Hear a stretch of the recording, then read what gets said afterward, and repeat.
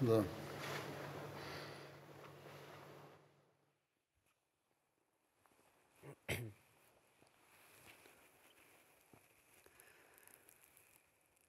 اللہ اکبر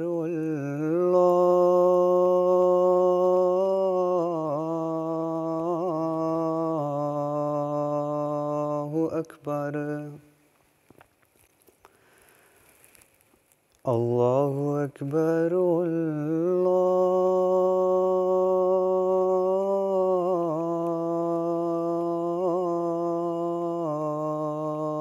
اللہ اکبر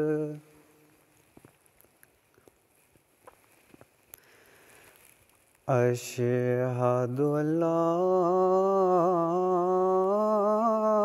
الہ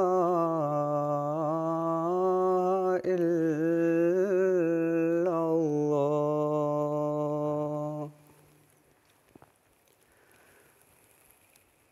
اشہد ان لا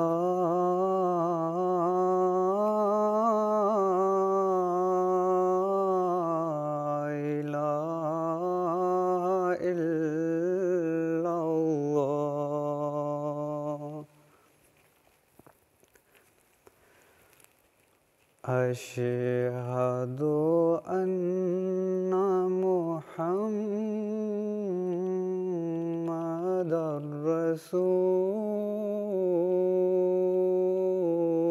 رسول الله أشهد أن محمدا رسول الله حي على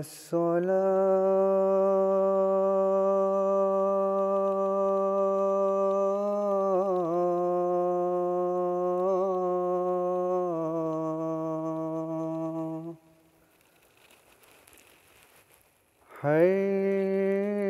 حي على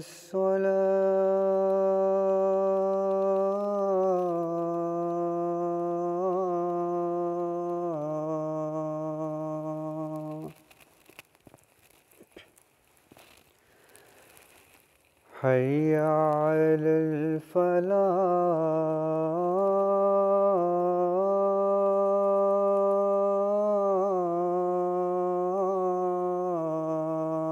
الفلاح حي على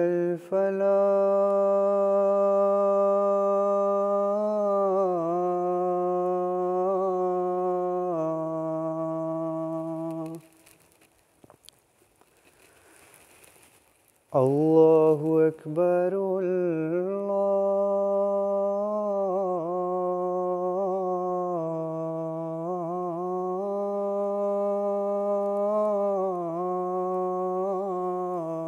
اللہ اکبر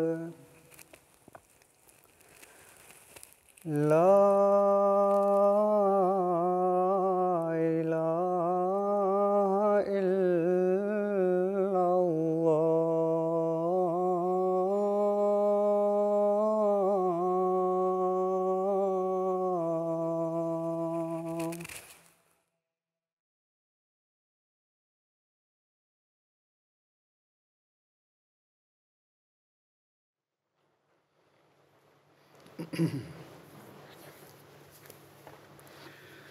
السلام علیکم ورحمۃ اللہ.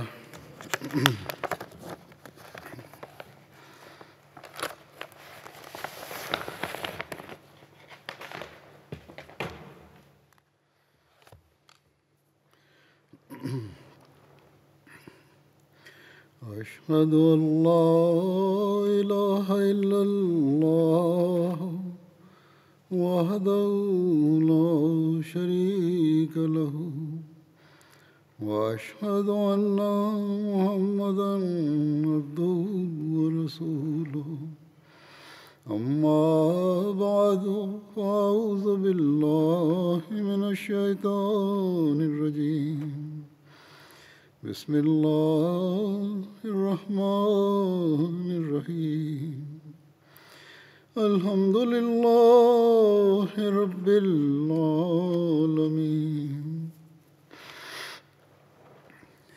الرحمن الرحيم مالك يوم الدين إياك نعبد وإياك نستعين اهدنا الصراط المستقيم صراط الذين أنعمت عليهم غير المغضوب عليهم ولا الضالين.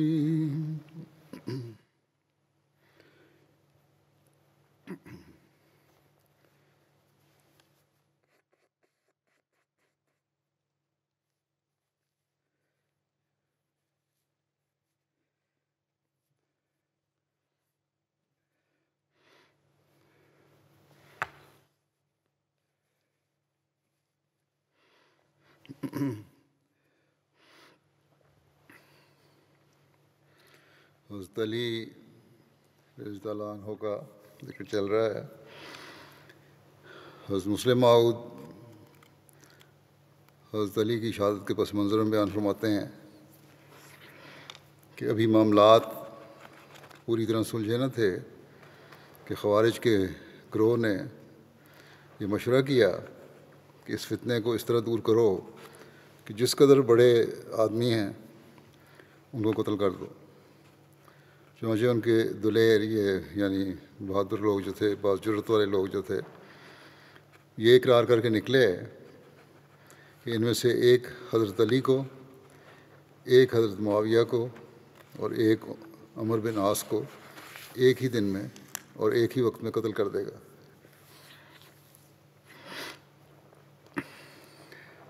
جو حضرت معاویہ کی طرف گیا تھا اس نے تو حضرت معاویہ پر حملہ کیا، لیکن اس کی تلوار ٹھیک نہیں لگی اور حضرت معاویہ صرف معمولی زخمی ہوئے. وہ شخص پکڑا گیا اور بعد ازاں قتل کیا گیا. جو عمر بن عاص کو مارنے گیا تھا وہ بھی ناکام رہا، کیونکہ وہ بوجہ بیماری نماز کے لیے نہ آئے تھے. اور جو شخص ان کو نماز پڑھانے کے لیے آیا تھا، یعنی اس وقت حضرت عمر بن عاص کی جگہ، اس نے اس کو مار دیا جو حملہ کرنے گیا تھا عمر بن عاص پر، اور خود پکڑا گیا اور بعد ازاں مارا گیا. جو شخص حضرت علی کو مارنے کے لیے نکلا تھا اس نے جب کہ آپ صبح کی نماز کے لیے کھڑے ہونے لگے آپ پر حملہ کیا اور آپ خطرناک طور پر زخمی ہوئے. آپ پر حملہ کرتے وقت اس شخص نے یہ الفاظ کہے کہ اے علی، تیرا حق نہیں کہ تیری ہر بات مانی جایا کرے، بلکہ یہ حق صرف اللہ کو ہے. حضرت علی کی شہادت کی پیش گوئی حضرت صلی اللہ علیہ وسلم نے فرمائی تھی. حضرت عبید اللہ نے بیان کیا کہ نبی صلی اللہ علیہ وسلم نے حضرت علی سے فرمایا، اے علی، کیا تم جانتے ہو کہ اولین اور آخرین میں سے سب سے بدبخت شخص کون ہے؟ انہوں نے عرض کیا، اللہ اور اس کا رسول سب سے زیادہ جانتے ہیں. اس پر آپ نے فرمایا کہ پہلوں میں سب سے بدبخت شخص حضرت صالح کی اونٹنی کی کونچیں کاٹنے والا تھا، اور اے علی، آخرین میں سب سے بدبخت وہ شخص ہوگا جو تمہیں نیزہ مارے گا. اور آپ صلی اللہ علیہ وسلم نے اس جگہ کی طرف اشارہ فرمایا جہاں آپ کو نیزہ مارا جائے گا. حضرت علی کی لونڈی ام جعفر کی روایت ہے کہ میں حضرت علی کے ہاتھوں پر پانی ڈال رہی تھی کہ آپ نے اپنا سر اٹھایا اور اپنی داڑھی کو پکڑ کر اسے ناک تک بلند کیا اور داڑھی کو مخاطب کر کے فرمایا، واہ واہ تیرے کیا کہنے، تم ضرور خون میں رنگی جاؤ گی. پھر جمعہ کے دن آپ شہید کر دیے گئے. حضرت علی کا واقعہ شہادت اس طرح بیان ہوا ایک جگہ ابن حنفیہ روایت کرتے ہیں کہ میں اور حضرت حسن اور حضرت حسین حمام میں بیٹھے ہوئے تھے کہ ہمارے پاس ابن ملجم آیا۔ جب وہ داخل ہوا تو گویا حسنین نے اس سے نفرت کا اظہار کیا اور کہا کہ تیری یہ جرأت کہ اس طرح یہاں ہمارے پاس آئے۔ میں نے ان دونوں سے کہا کہ تم اس سے منہ نہ لگاؤ، قسم سے کہ یہ تمہارے خلاف جو کچھ کرنے کا ارادہ رکھتا ہے وہ اس سے بھی زیادہ خوفناک ہے۔ حضرت علی پر حملہ کے وقت ابن ملجم کو قیدی بنا کر لایا گیا تو ابن حنفیہ نے کہا میں تو اسے اس دن ہی اچھی طرح جان گیا تھا جس دن یہ حمام میں ہمارے پاس آیا تھا۔ اس پر حضرت علی نے فرمایا یہ قیدی ہے، لہذا اس کی اچھی طرح مہمان نوازی کرو اور اسے عزت کے ساتھ ٹھہراؤ۔ اگر میں زندہ رہا تو یا تو اسے قتل کروں گا یا اسے معاف کروں گا، اور اگر میں مر گیا تو اسے میرے قصاص میں قتل کر دینا اور حد سے نہ بڑھنا۔ یقیناً اللہ حد سے بڑھنے والوں کو پسند نہیں کرتا۔ حضرت ابن عباس کے آزاد کردہ غلام قسم سے روایت ہے کہ حضرت علی نے میرے بڑے بیٹے کو اپنی وصیت میں لکھا کہ اس یعنی ابن ملجم کے پیٹ اور شرمگاہ میں نیزہ نہ مارا جائے۔ لوگوں نے بیان کیا کہ خوارج میں سے 3 آدمیوں کو نامزد کیا گیا تھا۔ عبد الرحمن بن ملجم مرادی جو قبیلہ ہمیر سے تھا اور اس کا شمار قبیلہ مراد میں ہوتا تھا، جو کندہ کے خاندان بنو جبلہ کا حلیف تھا، اور برک بن عبداللہ تمیمی اور عمر بن بکیر تمیمی۔ یہ تینوں مکہ میں جمع ہوئے اور انہوں نے پختہ عہد کی پیمان کیے کہ وہ تین آدمیوں یعنی حضرت علی بن ابو طالب، حضرت معاویہ بن ابو سفیان اور حضرت عمر بن عاص کو ضرور قتل کریں گے۔ جیسا کہ پہلے بیان ہو چکا ہے، یہ نام ان 3 قتل کرنے والوں کو یہ تھے جس کا واقعہ حضرت مسلم نے بیان کیا تھا شروع میں، اور لوگوں کو اس سے نجات دلائیں گے۔ عبد الرحمن بن ملجم نے کہا میں علی بن ابو طالب کے قتل کا ذمہ لیتا ہوں۔ برک نے کہا میں معاویہ کے قتل کا ذمہ لیتا ہوں، اور عمر بن بکیر نے کہا میں تمہیں عمر بن عاص سے نجات دلاؤں گا۔ اس کے بعد انہوں نے اس بات پر پختہ عہد پر پیمان کیا اور ایک دوسرے کو یقین دلایا کہ وہ اپنے نامزد کردہ شخص کو قتل کرنے کے عہد سے پیچھے نہیں ہٹیں گے، اور وہ اس وقت تک پہنچے گا یہاں تک کہ اسے قتل کر دے یا اس راہ میں اپنی جان دے دے، یعنی اس حد تک وہ جائیں گے جہاں یا تو قتل کر دیں گے ان تینوں کو یا اپنی جان دے دیں گے، واپس نہیں آئیں گے۔ انہوں نے آپس میں رمضان کی 17ویں رات اس غرض کے لیے مقرر کی، پھر ان میں سے ہر شخص اس شہر کی طرف روانہ ہو گیا جس میں اس کا مطلوبہ شخص رہتا تھا، یعنی جسے اس نے قتل کرنا تھا۔ عبد الرحمن بن ملجم کوفہ آیا اور اپنے خارجی دوستوں سے ملا، مگر ان سے اپنے قصد کو پوشیدہ رکھا۔ وہ انہیں ملنے جاتا اور وہ اسے ملنے آتے رہے۔ اس نے ایک روز تیم الرباب قبیلہ کی ایک جماعت دیکھی جس میں ایک عورت قطام بنت شجنہ بن عدی تھی۔ حضرت علی نے جنگ نہروان میں اس کے باپ اور بھائی کو قتل کیا تھا۔ وہ عورت ابن ملجم کو پسند آئی تو اس نے اسے نکاح کا پیغام بھیجا۔ اس نے کہا میں اس وقت تک تجھ سے نکاح نہ کروں گی جب تک تو مجھ سے ایک وعدہ نہ کرے۔ ابن ملجم نے کہا کہ تو جو مانگے گی میں وہ تجھے دوں گا۔ اس نے کہا کہ 3000 اور علی بن ابی طالب کا قتل، درہم 3000 ہوں گے اور علی بن طالب کا قتل۔ اس نے کہا کہ اللہ کی قسم میں تو اس شہر میں علی بن ابو طالب کو قتل کرنے کے واسطے ہی آیا ہوں، اور میں تجھے وہ ضرور دوں گا جو تو نے مانگا۔ پھر ابن ملجم شبیب بن بجرہ اشجعی سے ملا اور اسے اپنے ارادے سے آگاہ کیا اور اپنے ساتھ رہنے کا کہا۔ شبیب نے اس کی یہ بات مان لی۔ عبد الرحمن بن ملجم نے وہ رات جس کی صبح کو اس نے حضرت علی کو شہید کرنے کا ارادہ کیا تھا، اشس بن قیس کندی کی مسجد میں اس سے سرگوشی کرتے ہوئے گزاری۔ طلوع فجر کے قریب اشس نے اس سے کہا، اٹھو، صبح ہو گئی ہے۔ عبد الرحمن بن ملجم اور شبیب بن بجرہ کھڑے ہو گئے اور اپنی تلواریں لے کر اس تھڑے کے بالمقابل آ کر بیٹھ گئے جہاں سے حضرت علی نکلتے تھے۔ حضرت حسن بن علی بیان کرتے ہیں کہ میں صبح سویرے حضرت علی کے پاس آ کر بیٹھ گیا۔ اس وقت حضرت علی نے فرمایا، میں رات بھر اپنے گھر والوں کو جگاتا رہا، پھر بیٹھے بیٹھے میری آنکھوں پر نیند غالب آ گئی تو خواب میں رسول اللہ صلی اللہ علیہ وسلم کو دیکھا۔ میں نے عرض کی، یا رسول اللہ صلی اللہ علیہ وسلم، یعنی حضرت علی فرماتے ہیں، میں نے عرض کیا کہ یا رسول اللہ صلی اللہ علیہ وسلم، مجھے آپ کی امت کی طرف سے ٹیڑھے پن اور شدید جھگڑے کا سامنا ہے۔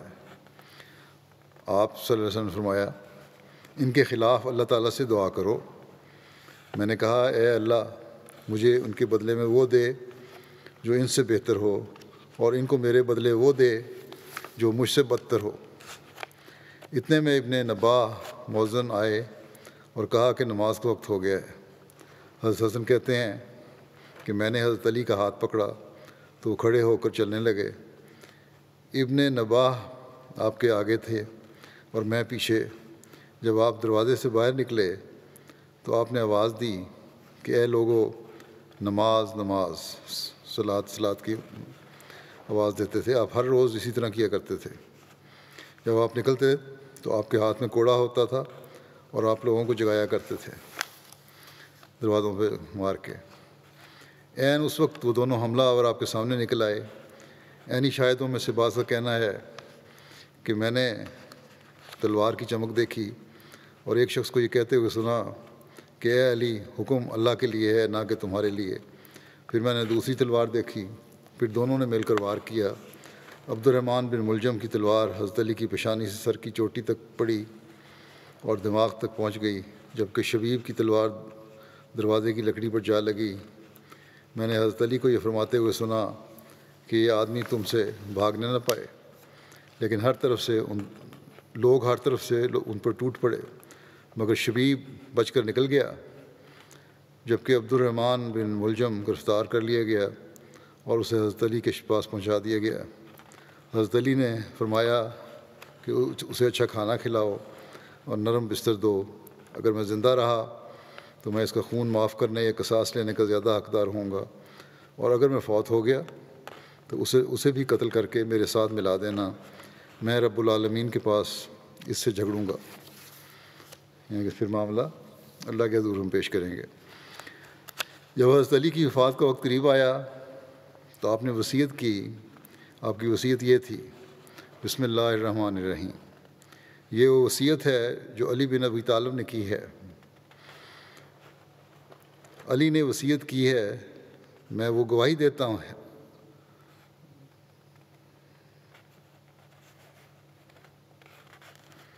یہ ہے کہ میں وہ گواہی دیتا ہوں کہ اللہ کے سوا کوئی معبود نہیں۔ علی نے یہ وصیت کی ہے کہ وہ گواہی دیتا ہے کہ اللہ کے سوا کوئی معبود نہیں، وہ یکتا ہے، اس کا کوئی شریک نہیں، اور یہ کہ محمد صلی اللہ علیہ وسلم اس کے بندے اور رسول ہیں، جنہیں اللہ نے ہدایت اور دین حق کر کے مبعوث فرمایا تھا، دین حق دے کر مبعوث فرمایا تھا،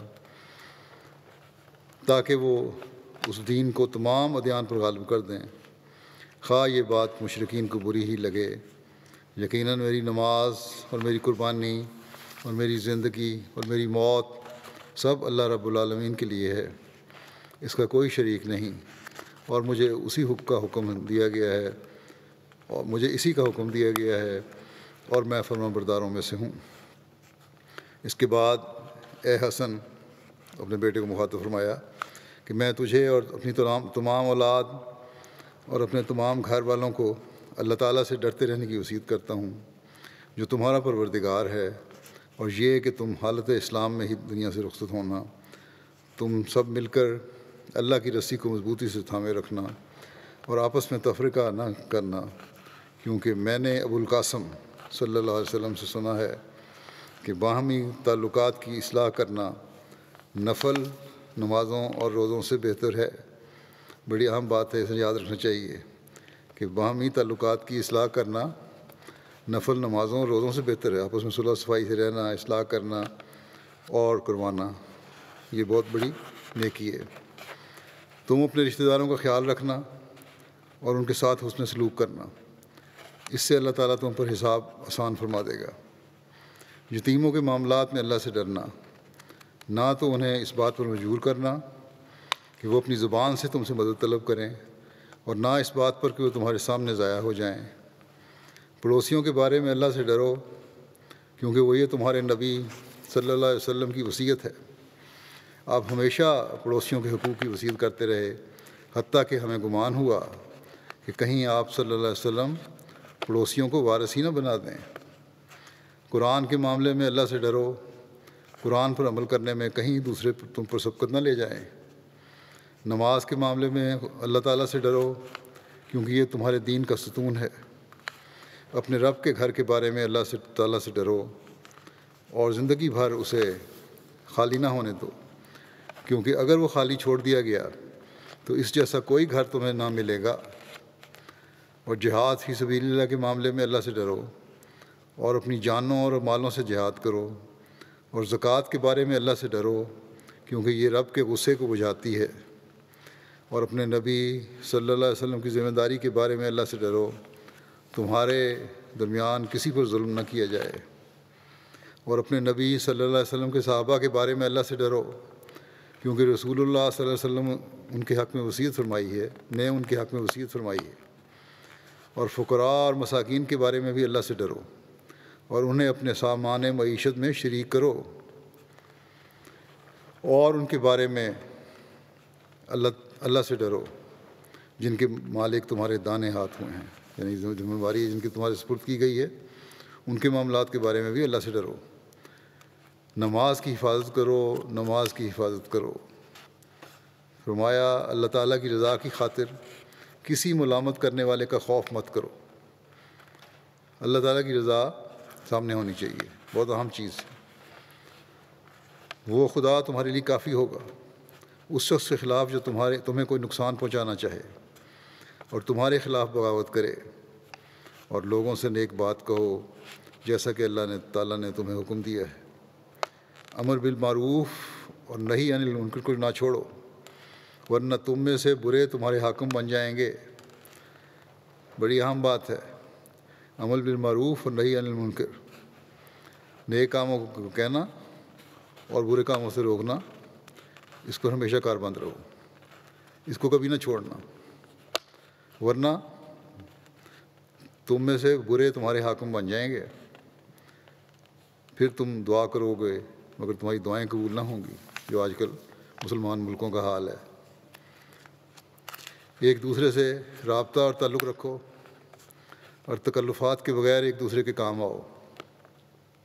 خبردار، ایک دوسرے سے دشمنیاں نہ بڑھاؤ، نہ قطع تعلق کرو اور نہ تفرقہ کرو، اور نیکی اور تقوی میں باہم تعاون کرو، اور گناہ اور سرکشی میں تعاون نہ کرو۔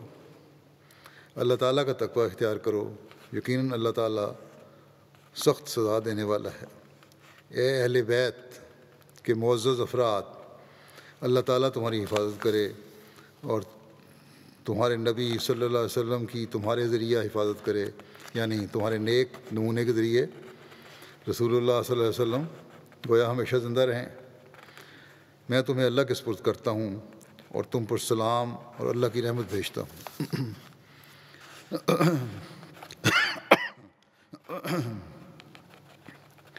ابو سنان کا بیان ہے کہ جب حضرت علی زخمی تھے تو ان کی عیادت کے لیے گئے۔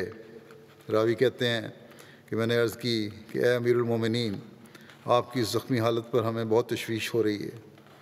حضرت علی نے فرمایا، لیکن خدا کی قسم مجھے اپنے اوپر کوئی تشویش نہیں ہے، کیونکہ صادق و مصدوق رسول اللہ صلی اللہ علیہ وسلم نے مجھے بتا دیا تھا کہ تمہیں اس جگہ پر زخم آئیں گے، اور آپ نے اپنی گن پٹیوں کی طرف اشارہ کیا، پھر وہاں سے خون بہے گا حتیٰ کہ تیری داڑھی رنگین ہو جائے گی، اور ایسا کرنے والا اس امت کا سب سے بڑا بدبخت شخص ہوگا، جیسا کہ اونٹنی کی کونچیں کاٹنے والا قوم سمود کا سب سے بڑا بدبخت تھا۔ ایک روایت ہے کہ حضرت علی نے اپنے قاتل ابن ملجم کے بارے میں فرمایا، اس کو بٹھاؤ، اگر میں مر گیا تو اسے قتل کر دینا، مگر اس کا مسئلہ نہ کرنا، اور اگر میں زندہ رہا تو میں خود اس کی معافی یا قصاص کا فیصلہ کروں گا۔ حضرت مسلم موعود اس بات کا تذکرہ کرتے ہوئے یوں فرماتے ہیں کہ تاریخوں میں لکھا ہے کہ حضرت علی رضی اللہ عنہ پر ایک شخص نے خنجر کے ساتھ حملہ کیا، آپ کو پیٹ چاک کر دیا، وہ پکڑا گیا۔ بہرحال آپ نے یہ لکھا ہے پیٹ چاک کیا، سر کا زخم بھی تھا، شاید پیٹ پہ بھی ہوا ہو، یا ویسے اپنے کا خیال تھا، یا محاورتاً بولا۔ بہرحال کیونکہ اکثر روایتیں سر کے زخم کی آتی ہیں، وہ پکڑا گیا تو صحابہ نے آپ سے پوچھا کہ ہم اس کے ساتھ کیا سلوک کریں۔ آپ نے حضرت امام حسن کو بلوایا اور وصیت کی کہ اگر میں مر جاؤں تو میری جان کے بدلے اس کی جان لے لی جائے، لیکن اگر میں بچ جاؤں تو پھر اسے قتل نہ کیا جائے۔ عمر ذی مر بیان کرتے ہیں کہ جب حضرت علی کو تلوار کے زخم آئے تو میں آپ کی خدمت میں حاضر ہوا۔ آپ نے اپنا سر لپیٹا ہوا تھا۔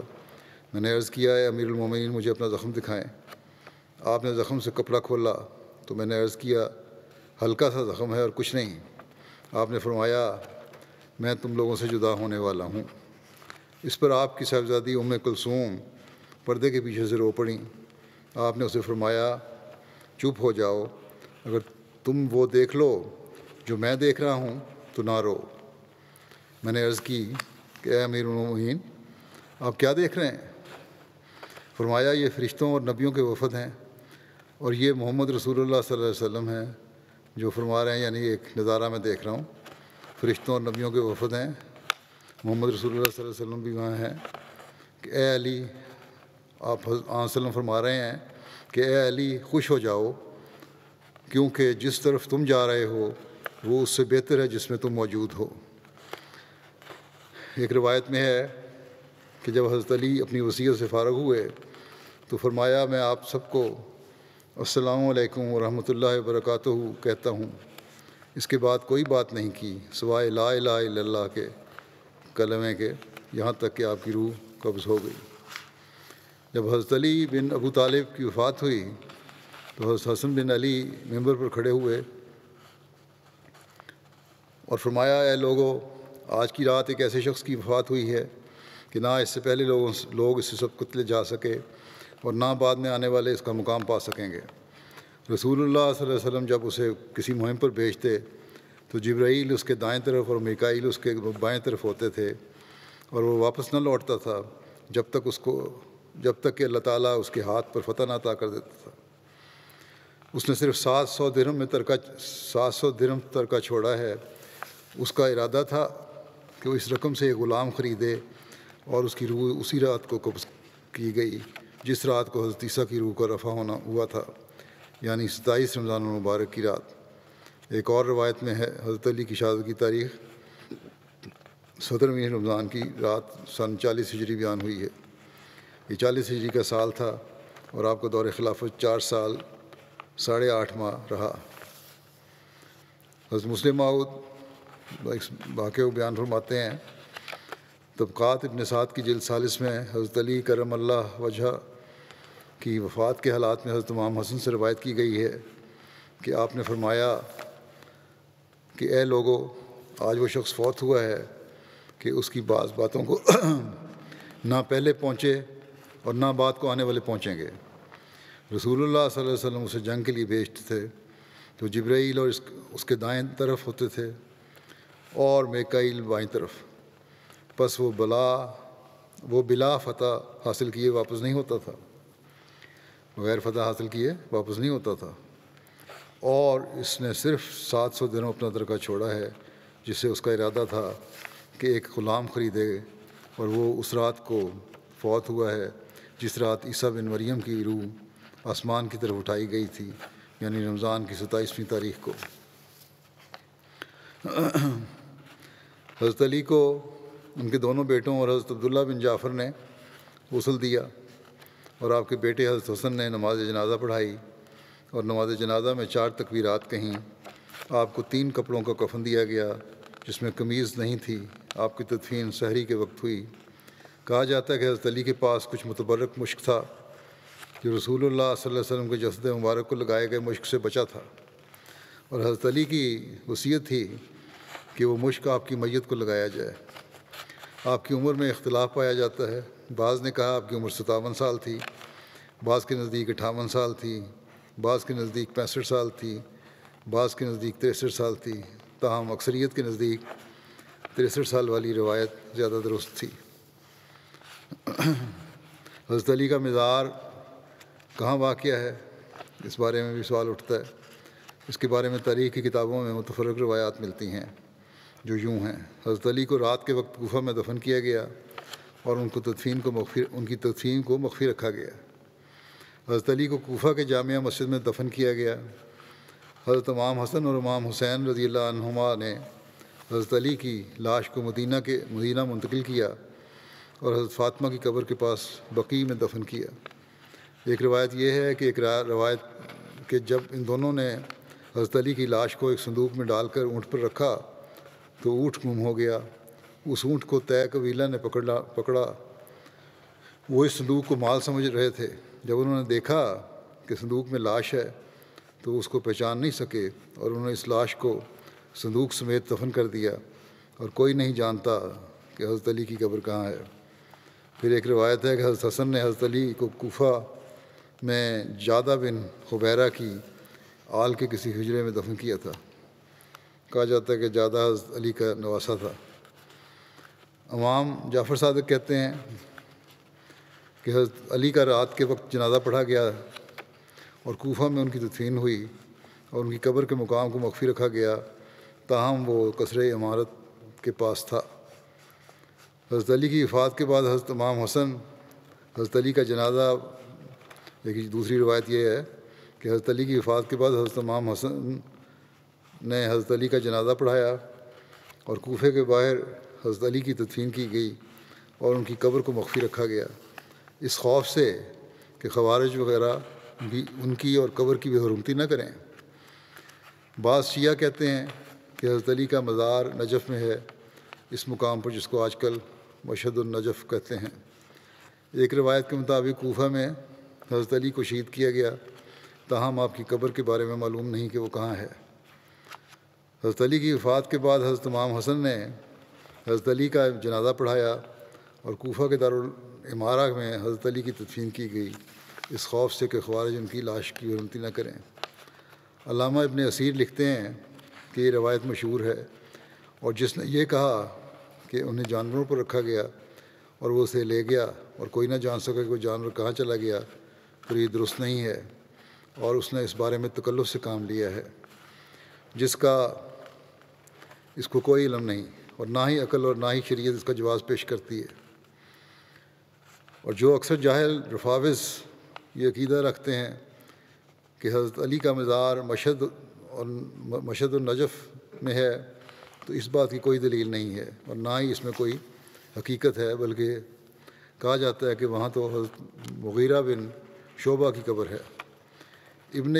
امام ابن تیمیہ کہتے ہیں کہ نجف میں مشہد کے نام سے جو مقام ہے، اہل علم اس پر متفق ہیں کہ وہ حضرت علی کی قبر کا مقام نہیں، بلکہ وہ حضرت مغیرہ بن شعبہ کا قبر ہے۔ اہل بیت، شیعہ اور دیگر بے شمار مسلمانوں نے کوفہ میں ان کی حکومت اور 300 سال سے زیادہ بیت جانے کے باوجود کبھی اس بات کا ذکر نہیں کیا کہ یہ حضرت علی کی قبر ہے۔ حضرت علی کی شہادت کے 300 سال بعد اس جگہ کو مشہد علی کا نام دیا گیا ہے، اس لیے روایت بالکل غلط ہے کہ یہ قبر حضرت علی کی ہے۔ نیز حضرت علی، علامہ ابن جوزی نے اپنی تاریخ کی کتاب میں حضرت علی کے مزار کے متعلق متفرق روایات جنہیں اوپر بیان کر دیا گیا ہے کو درج کرنے کے بعد لکھا ہے کہ واللہ عالم ای الاقوال ہو، اللہ بہتر جانتا ہے کون سا قول زیادہ درست اور صحیح ہے۔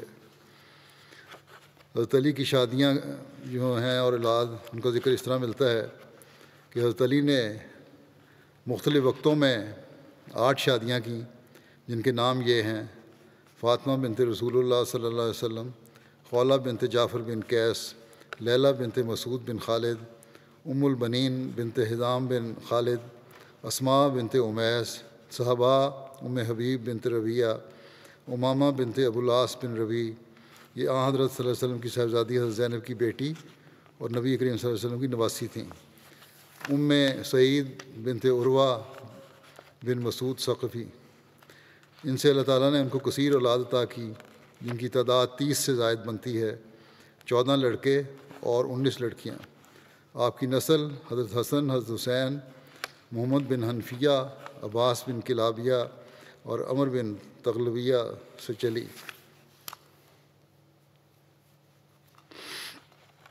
حضرت علی کے فضائل و خصائل اور مناقب کے بارے میں لکھا جاتا ہے کہ حضرت ابن عباس بیان کرتے ہیں کہ رسول اللہ صلی اللہ علیہ وسلم نے فرمایا: انا مدینۃ العلم و علی بابھا ومن اراد المدینۃ فلیات البابا، کہ میں علم کا شہر ہوں اور علی اس کا دروازہ ہے، جو اس شہر کا قصد کرے اس کو چاہیے کہ اس کے دروازے پر آئے۔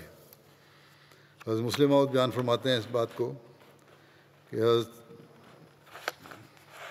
حضرت علی رضی اللہ عنہ نے ایک دفعہ فرمایا کہ صحابہ میں سے زیادہ بہادر اور دلیر حضرت ابوبکر رضی اللہ عنہ تھے، اور پھر انہوں نے کہا کہ جنگ بدر میں جب رسول کریم صلی اللہ علیہ وسلم کے لیے ایک علیحدہ چبوترا بنایا گیا تو اس وقت سوال پیدا ہوا کہ آج رسول کریم صلی اللہ علیہ وسلم کی حفاظت کا کام کس کے سپرد کیا جائے۔ اس پر حضرت ابوبکر رضی اللہ عنہ فوراً ننگی تلوار لے کر کھڑے ہو گئے، اور انہوں نے اس انتہائی خطرے کے موقع پر نہایت دلیری سے آپ کی حفاظت کا فرض سر انجام دیا۔ اسی طرح حدیث میں آتا ہے کہ رسول کریم صلی اللہ علیہ وسلم نے ایک دفعہ فرمایا: انا مدینۃ العلم و علی بابھا، کہ یعنی میں علم کا شہر ہوں اور علی اس کا دروازہ ہے۔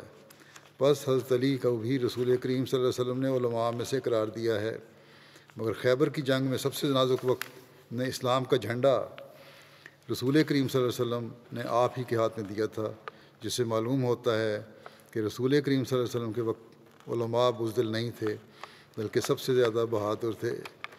ذکر آپ فرما رہے ہیں علماء کی بہادری کا، اس نے یہ واقعہ بیان فرمایا۔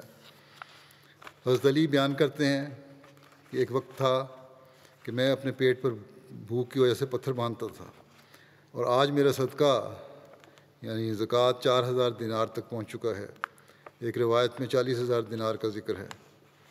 ابو بہر اپنے ایک استاد سے روایت کرتے ہیں کہ انہوں نے کہا کہ میں نے حضرت علی کو موٹی تہہ بند پہنے دیکھا۔ آپ نے فرمایا: میں نے یہ 5 درہم میں خریدی ہے، جو مجھے اس پر 1 درہم کا نفع دے گا میں اسے یہ فروخت کر دوں گا۔ راوی کہتے ہیں کہ میں نے حضرت علی کے پاس چند درہم کی تھیلی دیکھی تو آپ نے کہا: یہ یمبو کی جائیداد میں سے ہمارے بچنے والا نفقہ ہے۔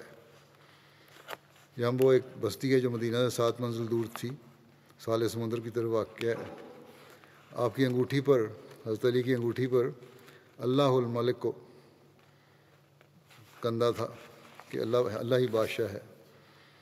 جمع بن عمیر بیان کرتے ہیں کہ میں حضرت عائشہ کے پاس اپنی پھوپھی کے ساتھ آیا تو انہوں نے سوال کیا کہ لوگوں میں سب سے زیادہ رسول اللہ صلی اللہ علیہ وسلم کا کون عزیز تھا؟ حضرت عائشہ نے فرمایا: فاطمہ۔ پھر سوال کیا گیا کہ مردوں میں سے؟ تو آپ نے فرمایا: ان کے خاوند حضرت علی۔ حضرت ثعلبہ بن ابو مالک بیان کرتے ہیں کہ حضرت سعد بن عبادہ ہر میدان جنگ میں رسول اللہ صلی اللہ علیہ وسلم کی طرف سے علمبردار ہوتے تھے، مگر جب لڑائی کا وقت آتا تھا تو حضرت علی بن ابو طالب جھنڈا تھام لیتے تھے۔ قبیلہ ثقیف کے ایک شخص نے بیان کیا کہ حضرت علی نے مجھے صابور علاقے کا عامل مقرر کیا۔ یہ صابور جو ہے یہ بھی فارس میں ایک علاقہ ہے، شیراز سے تقریباً 100 میل کے فاصلے پر ہے، اور فرمایا کسی شخص کو بھی 1 درہم ٹیکس کی وجہ سے کوڑا نہ مارنا، اور لوگوں کے رزق کے پیچھے نہ پڑنا، اور نہ سردیوں یا گرمیوں میں ان کے کپڑوں کے پیچھے پڑنا۔ اس طرح ٹیکس نہیں لینا کہ کپڑے اتر جائیں، اور نہ ان سے کسی ایسے جانور کا مطالبہ کرنا جسے وہ کام میں استعمال کرتے ہوں۔ کسی کو 1 درہم کی طلب میں کھڑے نہ رکھنا، یعنی کسی جو بھی ٹیکس وصول کرنا ہے اس کے لیے، جزیہ وصول کرنا ہے اس لیے کسی کو کسی قسم کی تکلیف نہیں دینی، بوجھ نہیں ڈالنا۔ میں نے کہا یا امیر المومنین، پھر تو میں آپ کی طرف ایسے ہی لوٹوں گا جیسے میں آپ کے پاس سے جا رہا ہوں، کچھ نہیں ملے گا۔ حضرت علی نے فرمایا تمہارا بھلا ہو، ہاں خواہ تم خالی ہاتھ ہی لوٹو، ہمیں تو یہ حکم دیا گیا ہے کہ لوگوں کے اس مال میں سے لیں جو ان کی ضرورت سے زائد ہو۔ حضرت ابن عباس بیان کرتے ہیں کہ رسول اللہ صلی اللہ علیہ وسلم نے حضرت علی سے فرمایا تم میرے بھائی اور میرے ساتھی ہو۔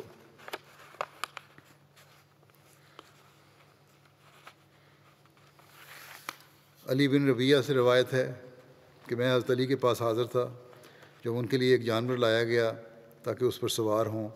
جب آپ نے رکاب میں پاؤں رکھا تو 3 مرتبہ بسم اللہ کہا، جب اس کی پشت پر سیدھا بیٹھ گئے تو الحمدللہ کہا، پھر کہا سبحان الذی سخر لنا ھذا وما کنا لہ مقرنین وانا الی ربنا لمنقلبون، یعنی پاک ہے وہ ذات جس نے اسے ہمارے تابع کر دیا جبکہ ہم اس کی قدرت نہیں رکھتے تھے، اور بے شک ہم اپنے رب کی طرف لوٹ کر جانے والے ہیں۔ پھر آپ نے 3 مرتبہ الحمدللہ اور 3 مرتبہ اللہ اکبر کہا۔ پھر آپ نے یہ دعا پڑھی کہ سبحانک انی قد ظلمت نفسی فاغفر لی فانہ لا یغفر الذنوب الا انت، یعنی تو پاک ہے، یقیناً میں نے ہی اپنی جان پر ظلم کیا، بس مجھے بخش دے کیونکہ تیرے سوا کوئی گناہوں کو نہیں بخش سکتا۔ پھر آپ مسکرائے۔ راوی کہتے ہیں میں نے عرض کیا کہ اے امیر المومنین آپ کس وجہ سے مسکرائے؟ آپ نے فرمایا کہ میں نے رسول اللہ صلی اللہ علیہ وسلم کو اسی طرح کرتے ہوئے دیکھا تھا جس طرح میں نے کیا ہے۔ پھر آپ مسکرائے تھے، اور حضرت علی کہتے ہیں کہ پھر میں نے عرض کیا یا رسول اللہ آپ کس وجہ سے مسکرائے ہیں؟ آپ نے فرمایا یقیناً تیرا رب اپنے بندے سے بہت خوش ہوتا ہے جب وہ کہتا ہے کہ اے میرے رب میرے گناہ بخش دے، یقیناً تیرے سوا کوئی گناہوں کو نہیں بخش سکتا۔ اس بات پہ محمد صلی اللہ علیہ وسلم مسکرائے تھے۔ یحییٰ بن یعمر سے مروی ہے کہ ایک بار حضرت علی بن ابو طالب نے خطاب کیا، اللہ تعالیٰ کی حمد و ثنا بیان کرنے کے بعد آپ نے فرمایا اے لوگو، تم سے پہلے لوگ صرف گناہوں کے ارتکاب کی وجہ سے ہلاک ہوئے، ان کے نیک لوگ اور علماء انہیں اس بات سے منع نہ کرتے تھے، پھر جب وہ گناہوں میں حد سے بڑھ گئے تو انہیں قسم قسم کی سزاؤں نے پکڑ لیا، پس تم لوگ بھلائی کا حکم دو اور برائی سے روکو قبل اس سے کہ تم پر بھی ان جیسا عذاب آ جائے۔ یاد رکھو نیکی کا حکم دینا اور برائی سے روکنا نہ تو تمہاری روزی گھٹائے گا اور نہ تمہاری موت کو قریب کرے گا۔ حضرت جابر بن رضی اللہ تعالیٰ عنہ روایت کرتے ہیں کہ ایک بار ہم رسول اللہ صلی اللہ علیہ وسلم کے ساتھ ایک انصاری عورت کے گھر میں تھے جس نے آپ کے لیے کھانا تیار کیا ہوا تھا، دعوت کی ہوئی تھی۔ نبی اکرم صلی اللہ علیہ وسلم نے فرمایا ابھی تمہارے پاس ایک جنتی آدمی آئے گا۔ اس کے بعد حضرت ابوبکر صدیق رضی اللہ عنہ داخل ہوئے تو ہم نے انہیں مبارکباد دی۔ پھر آپ نے فرمایا ابھی تمہارے پاس، دوبارہ فرمایا کہ ایک جنتی آدمی آئے گا۔ اس پر حضرت عمر داخل ہوئے تو ہم نے انہیں مبارکباد دی۔ پھر تیسری دفعہ آپ نے فرمایا کہ ابھی تمہارے پاس ایک جنتی آدمی آئے گا۔ راوی کہتے ہیں کہ میں نے دیکھا کہ اس وقت نبی کریم صلی اللہ علیہ وسلم اپنا سر کھجور کے ایک چھوٹے سے پودے کے نیچے چھپائے ہوئے تھے اور کہہ رہے تھے کہ اے اللہ اگر تو چاہے تو یہ آنے والا علی ہو۔ پھر حضرت علی داخل ہوئے تو ہم نے انہیں مبارکباد دی۔ حضرت انس سے روایت ہے کہ رسول اللہ صلی اللہ علیہ وسلم نے فرمایا جنت 3 آدمیوں کی مشتاق ہے اور وہ ہیں علی، عمار اور سلمان۔ ابو عثمان نادی سے روایت ہے کہ حضرت علی نے فرمایا کہ ایک دفعہ رسول اللہ صلی اللہ علیہ وسلم میرا ہاتھ تھامے ہوئے تھے اور ہم مدینے کی ایک گلی سے گزر کر ایک باغ کے پاس پہنچے۔ میں نے عرض کی یا رسول اللہ یہ باغ کس قدر خوبصورت ہے؟ آپ صلی اللہ علیہ وسلم نے فرمایا تیرے لیے جنت میں اس سے بھی زیادہ خوبصورت باغ ہے۔ حضرت عمار بن یاسر بیان کرتے ہیں کہ میں نے رسول اللہ صلی اللہ علیہ وسلم کو حضرت علی سے یہ فرماتے ہوئے سنا کہ اے علی، اللہ تعالیٰ نے تمہیں ایک ایسی خوبی عنایت کی ہے کہ اس سے بہتر خوبی اس نے اپنے بندوں کو عطا نہیں کی، اور وہ ہے دنیا سے بے رغبتی۔ تمہیں اللہ تعالیٰ نے ایسا بنایا ہے کہ نہ تم دنیا میں سے کچھ لیتے ہو، نہ دنیا تم میں سے کچھ لیتی ہے، یعنی تمہیں دنیا کی کوئی خواہش نہیں ہے، دنیا کی چیزوں کی، اور نہ ہی دنیا کی خواہش رکھنے والے جو لوگ ہیں وہ تم سے کوئی تعلق رکھنا چاہتے ہیں۔ نیز تجھے اللہ تعالیٰ نے مساکین کی محبت عطا کی ہے، وہ تم کو اپنا امام بنا کر خوش ہیں، اور تم ان کو اپنا پیروکار بنا کر خوش ہو۔ بس خوشخبری ہو اس شخص کو جو تم سے محبت کرے اور تمہارے بارے میں سچ بولے، اور ہلاکت ہے اس شخص کے لیے جو تم سے بغض رکھے اور تمہارے خلاف جھوٹ بولے۔ وہ لوگ جو تم سے محبت رکھتے ہیں اور تمہارے بارے میں سچ بولتے ہیں، وہ جنت میں تمہارے گھر کے پڑوسی اور تمہارے محل میں تمہارے ساتھی ہوں گے۔ اور جو لوگ تم سے بغض رکھتے ہیں اور تم پر جھوٹ باندھتے ہیں، اللہ تعالیٰ نے یہ بات اپنے ذمہ لے رکھی ہے کہ قیامت کے دن وہ انہیں سخت جھوٹوں کے کھڑے ہونے کی جگہ پر کھڑا کرے گا۔ حضرت مسلم موعود فرماتے ہیں کہ حضرت صلی اللہ علیہ وسلم نے فرمایا کہ جنت میں جس درجے میں میں ہوں گا اس میں علی اور فاطمہ ہوں گے۔ حضرت علی کا عشرہ مبشرہ میں ہونے کے بارے میں ذکر ہے کہ حضرت علی عشرہ مبشرہ یعنی ان 10 خوش نصیب صحابہ میں سے ہیں جنہیں رسول اللہ صلی اللہ علیہ وسلم کی زبان مبارک سے اسی دنیا میں جنت کی خوشخبری ملی۔ حضرت سعید بن زید بیان کرتے ہیں کہ میں 9 لوگوں کے بارے میں اس بات کی گواہی دیتا ہوں کہ وہ جنتی ہیں، اور اگر میں 10ویں کے بارے میں بھی یہی کہوں یعنی گواہی دوں تو گناہ گار نہیں ہوں گا۔ کہا گیا کہ وہ کیسے؟ تو انہوں نے کہا کہ ہم رسول اللہ صلی اللہ علیہ وسلم کے ساتھ حرا پہاڑ پر تھے تو وہ ہلنے لگا۔ اس پر آپ صلی اللہ علیہ وسلم نے فرمایا، ٹھہر اے حرا، یقیناً تجھ پر ایک نبی یا صدیق یا شہید ہے۔ کسی نے پوچھا وہ 10 جنتی لوگ کون ہیں؟ حضرت سعید بن زید نے کہا، رسول اللہ صلی اللہ علیہ وسلم خود، ابو بکر، عمر، عثمان، علی، طلحہ، زبیر، سعد اور عبد الرحمن بن عوف ہیں۔ اور کہا گیا کہ 10واں کون ہے؟ تو حضرت سعید بن زید نے کہا، وہ میں۔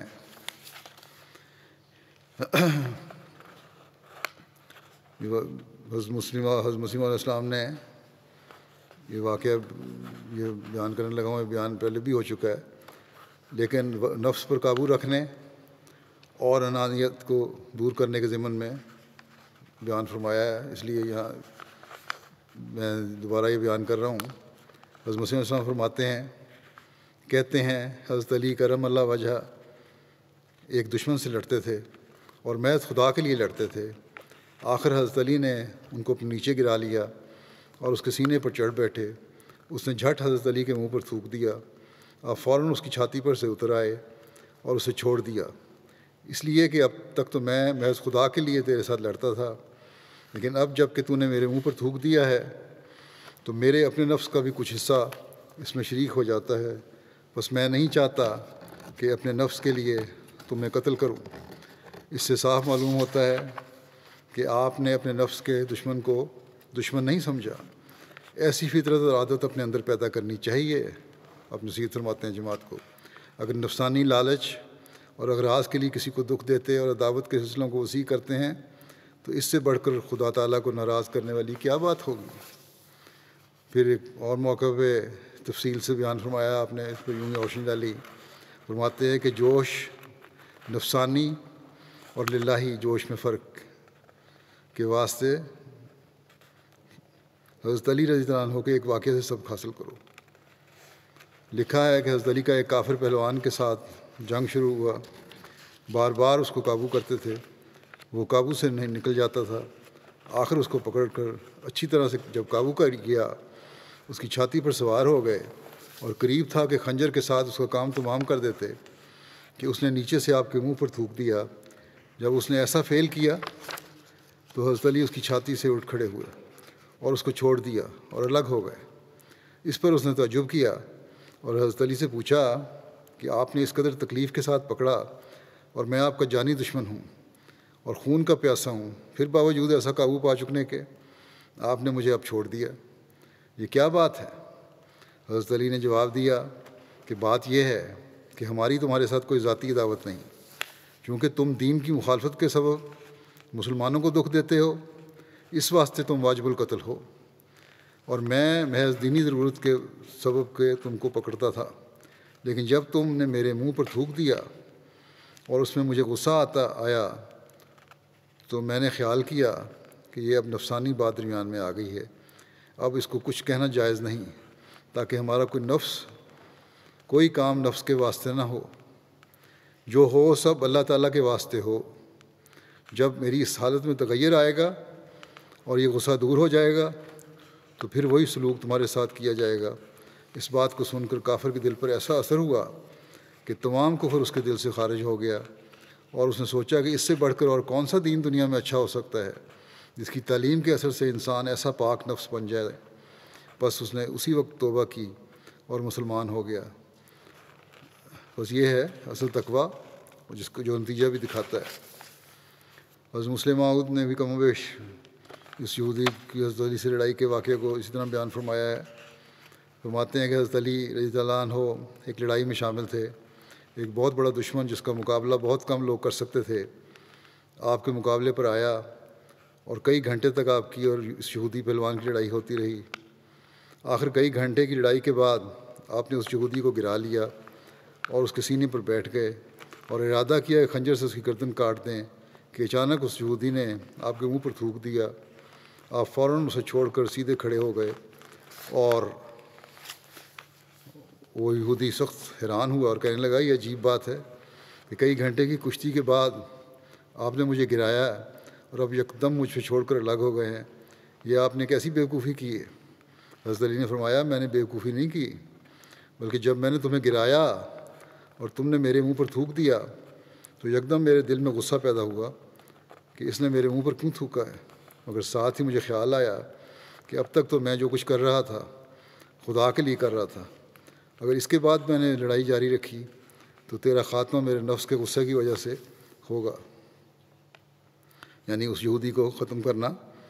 نے فرمایا کہ میرے غصے کی ذاتی غصے کی وجہ سے بھی ہو سکتا ہے، خدا کی رضا کے لیے نہیں ہوگا، اس لیے میں نے مناسب سمجھا کہ اس وقت میں تجھے چھوڑ دوں، جب غصہ جاتا رہے گا تو پھر خدا کے لیے میں تجھے گراؤں گا۔ باقی انشاءاللہ آئندہ بیان ہوگا۔ اس وقت میں ایک اور بات بھی کہنا چاہتا ہوں۔ آج نئے سال کا پہلا دن ہے اور پہلا جمعہ ہے۔ دعا کریں کہ یہ سال جماعت کے لیے، دنیا کے لیے، انسانیت کے لیے بابرکت ہو۔ ہم بھی اپنا فرض ادا کرتے ہوئے پہلے سے بڑھ کر خدا تعالیٰ کی طرف جھکنے والے اور اپنی عبادتوں کے معیار بڑھانے والے ہوں، اور دنیا والے بھی اپنی پیدائش کے مقصد کو سمجھتے ہوئے اللہ تعالیٰ کا حق ادا کرنے والے بن جائیں، اور ایک دوسرے کے حقوق کو پامال کرنے کے بجائے اللہ تعالیٰ کے حکموں پر چلتے ہوئے ایک دوسرے کے حق ادا کرنے والے بن جائیں، ورنہ پھر اللہ تعالیٰ اپنے رنگ میں دنیا والوں کو ان کے فرائض کی طرف توجہ دلاتا ہے۔ کاش کہ ہم اور دنیا کے تمام لوگ اس اہم نقطے کو سمجھ جائیں اور اپنی دنیا و عاقبت سنوار سکیں۔ گزشتہ ایک سال سے ہم ایک نہایت خطرناک وبائی مرض کا سامنا کر رہے ہیں، اور دنیا کا کوئی ملک بھی اس وبا سے باہر نہیں ہے، کہیں کم اور کہیں زیادہ، لیکن لگتا ہے کہ اکثریت دنیا کی اس بات کی طرف توجہ نہیں دینا چاہتی کہ کہیں یہ وبا اللہ تعالیٰ کی طرف سے ہمیں اپنے حقوق و فرائض کی طرف توجہ دلانے کے لیے نہ ہو۔ یہ نہیں سوچنا چاہتے، یہ تو نہیں کہ اللہ تعالیٰ ہمیں ہلانا چاہتا ہے، بتانا چاہتا ہے، توجہ دلانا چاہتا ہے، اس طرف سوچ نہیں کسی کی۔ چند ماہ پہلے میں نے بہت سے سربراہان حکومت کو اس طرف توجہ دلانے کے لیے خطوط لکھے تھے، اور کووڈ جو ہے اس کے حوالے سے سمجھانے کی کوشش کی تھی، اور حضرت مسیح موعود علیہ الصلوۃ والسلام کے الفاظ کے حوالے سے اس طرف توجہ دلائی تھی کہ یہ آفات خدا تعالیٰ کی طرف سے اپنے حقوق و فرائض بھولنے اور ادا نہ کرنے بلکہ ظلم میں بڑھنے کی وجہ سے آتی ہیں، اس لیے توجہ کریں۔ بعض سربراہان نے جواب بھی دیے، لیکن دنیا داری والے جواب تھے ان کے، کہ ہم بھی یہی چاہتے ہیں۔ دنیا کی نظر سے والی باتیں کی، دین والی بات نہیں کی۔ خدا کا کھانا جو بیچ میں تھا بہت بڑا، میں نے بیان کیا تھا، اس کو ذکر ہی نہیں کیا، اور ضرور ایسا ہونا چاہیے، لیکن نہ اپنی حالتوں کو بدلنے کی طرف عملی قدم اٹھانا چاہتے ہیں یہ لوگ، نہ قوم کے ہمدرد بن کر ان کے قوم کو اصل مقصد کی طرف توجہ دلانا چاہتے ہیں، یہ جاننے کے باوجود کہ اس وبا کے بعد کے اثرات بہت خطرناک ہوں گے۔ یہ ہر دنیا کے لیڈر کو پتہ ہے، ہر عقل مند انسان کو پتہ ہے، ہر تجزیہ نگار کو یہ پتہ ہے، لیکن اس کے باوجود اصل حل کی طرف توجہ نہیں ہے، صرف دنیا کی جو کوششیں ہیں اسی کی طرف توجہ ہے۔ اس بیماری سے نہ صرف انفرادی طور پر ہر فرد معاشی لحاظ سے کمزور ہو رہا ہے، جو صحت کے لحاظ سے جو ہو رہے ہیں وہ تو ہو رہے ہیں جو متاثرین ہیں، لیکن عمومی طور پر ہر ایک معاشی لحاظ سے بھی ہو رہا ہے متاثر، بلکہ بڑی بڑی امیر حکومتوں کی معیشتوں کی بھی معیشتیں جو ہیں ان کی بھی کمریں ٹوٹ رہی ہیں۔ دنیا داروں کے پاس اس کا صرف ایک حل ہے کہ پھر جو ایسی صورتحال ہو جائے گی، جو معیشت تباہ ہو جائے گی، تو دوسرے چھوٹے ملکوں کی معیشتوں پر قبضہ کیا جائے، ان کو کسی طرح اپنے جال میں پھنسایا جائے، اپنے دام میں لایا جائے، اور پھر بہانے سے ان کی دولتوں پر قبضہ کیا جائے۔ اس کے لیے بلاک بنیں گے اور بن رہے ہیں۔ سرد جنگ دوبارہ شروع ہو جائے گی، اور اب کہا جانے لگا ہے کہ شروع ہو گئی ہے ایک طرح سے، اور کوئی بعید نہیں کہ اصل ہتھیاروں کی جنگ بھی ہو جائے، جو نہایت خوفناک جنگ ہوگی۔ پھر ایک اور گہرے کنویں میں گر جائیں گے یہ لوگ۔ غریب ملک تو پہلے ہی پسے ہوئے ہیں، امیر ملکوں کے عوام بھی پسیں گے، اور بڑی خوفناک حد تک پسیں گے۔ بس اس سے پہلے کہ دنیا اس حالت کو پہنچے، ہمیں اپنا فرض ادا کرتے ہوئے دنیا کو ہوشیار کرنا چاہیے۔ بس یہ سال مبارکبادوں کا سال اس وقت بنے گا جب ہم اپنے فرائض کو اس نہج پر ادا کرنے والے ہوں گے کہ لوگوں کو سمجھائیں، دنیا کو سمجھائیں، اور ظاہر ہے کہ یہ سب کرنے کے لیے ہمیں اپنی حالتوں کے بھی جائزے لینے ہوں گے۔ ہم جو زمانے کے امام مسیح موعود اور مہدی موعود کو ماننے والے ہیں، کیا ہماری اپنی حالتیں ایسی ہو چکی ہیں کہ ہم اللہ تعالیٰ کے حقوق ادا کرنے کے ساتھ خالصتاً للہ اس کے بندوں کے حقوق بھی ادا کرنے والے ہیں، یا ابھی ہمیں اپنی اصلاح کرنے اور ایک دوسرے سے پیار و محبت کے جذبات کو غیر معمولی معیاروں تک لانے کی ضرورت ہے؟ بس ہر احمدی کو غور کرنا چاہیے کہ اس کے سپرد ایک بہت بڑا کام کیا گیا ہے،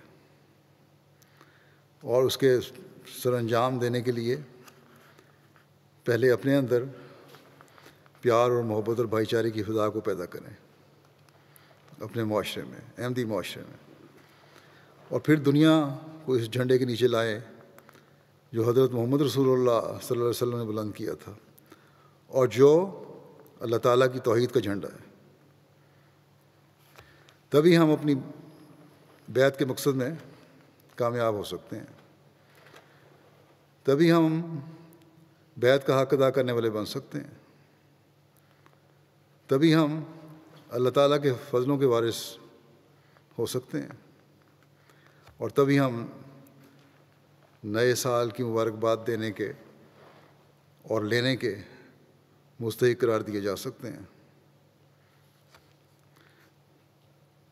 اللہ تعالیٰ ہمیں اس کی توفیق عطا فرمائے، اور ہر احمدی مرد، عورت، جوان، بچہ، بوڑھا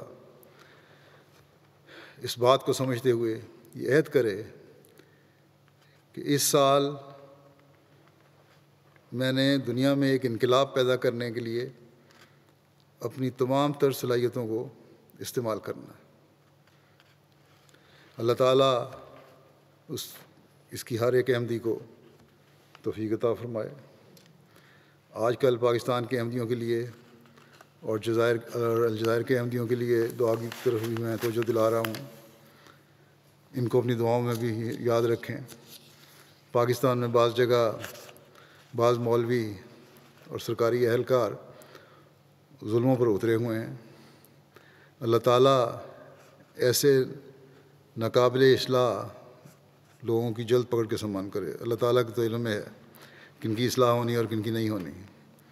جن کی نہیں ہونی تو پھر ان کی جلد پکڑ کے سامان پیدا فرمائے۔ توہین رسالت کے جس قانون کے تحت یہ لوگ احمدیوں پر ظلم کرنے کی کوشش کرتے ہیں اور احمدیوں کو اپنی تربیت کے لیے بھی جو ہمارے بعض ذرائع ہیں ہر ذریعے پر پابندی لگانے کی کوشش کر رہے ہیں، ان سے اس کو اللہ تعالیٰ جلد دور فرمائے اور ہمیں ان سے نجات دلائے۔ اصل میں تو رحمت للعالمین کے نام کو یہ بدنام کرنے والے لوگ ہیں۔ احمدی تو ناموس رسالت صلی اللہ علیہ وسلم کے لیے اپنی جانیں قربان کرنے والے ہیں۔ آج دنیا کو محمد رسول اللہ صلی اللہ علیہ وسلم کے جھنڈے کے نیچے لانے والے سب سے زیادہ کام، بلکہ حقیقی کام احمدی کر رہے ہیں۔ بلکہ کہنا چاہیے کہ اگر کوئی یہ کام کر رہا ہے تو وہ صرف احمدی ہیں۔ بس یہ دنیا دار دنیاوی حکومت اور دولت کے بل بوتے پر ہم پر ظلم تو کر سکتے ہیں، لیکن یہ یاد رکھیں کہ ہم اس خدا کو ماننے والے ہیں جو نعم المولا و نعم النصیر ہے۔ وہ خدا ہے جو نعم المولا ہے اور نعم النصیر ہے۔ یقیناً اس کی مدد آتی ہے اور ضرور آتی ہے، اور اس وقت پھر ان دنیا داروں اور اپنے زوم میں طاقت اور ثروت رکھنے والے جو لوگ ہیں ان کی پھر خاک بھی نظر نہیں آتی جب اللہ تعالیٰ کی مدد و نصرت آتی ہے۔ بس ہمارا کام ہے کہ دعاؤں سے اپنی عبادتوں کو مزید سجائیں، اور اگر ہم یہ کر لیں گے تو پھر ہی ہم کامیاب ہیں۔ الجزائر کے بارے میں نے کہا تھا کہ سب کو بری کر دیا گیا ہے۔ وہاں ایک کورٹ نے سب کو بری کیا تھا ایک عدالت میں، دوسرے نے بھی معمولی جرمانہ کر کے تقریباً ساروں کو فارغ کر دیا، لیکن اس کے باوجود بھی وہاں ابھی کچھ لوگ ہیں جو اسیر ہیں جیل میں۔ ان کے لیے بھی دعا کریں کہ ان کی جلد رہائی کا سامان ہو۔ پاکستان کے اسیروں کی رہائی کے لیے بھی دعا کریں۔ ہماری خوشیاں چاہے وہ سال کے شروع کی ہوں یا عید کی، اصل تو اس وقت ہوں گی جب ہم دنیا میں ہر طرف اللہ تعالیٰ کی توحید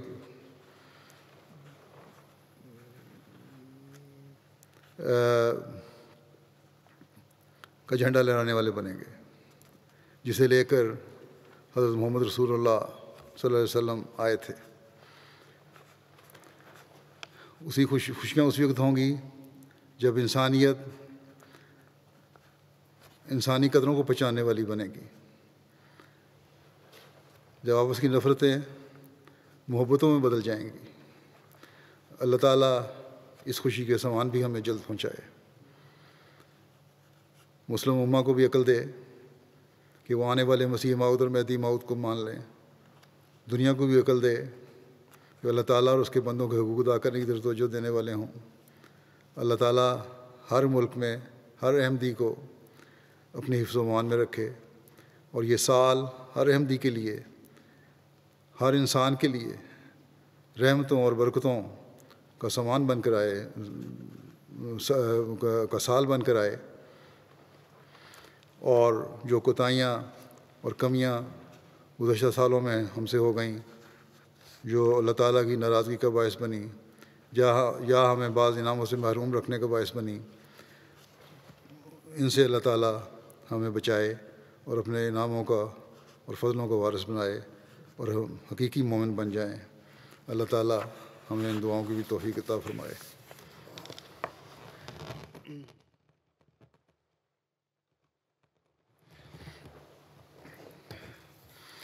الحمد للہ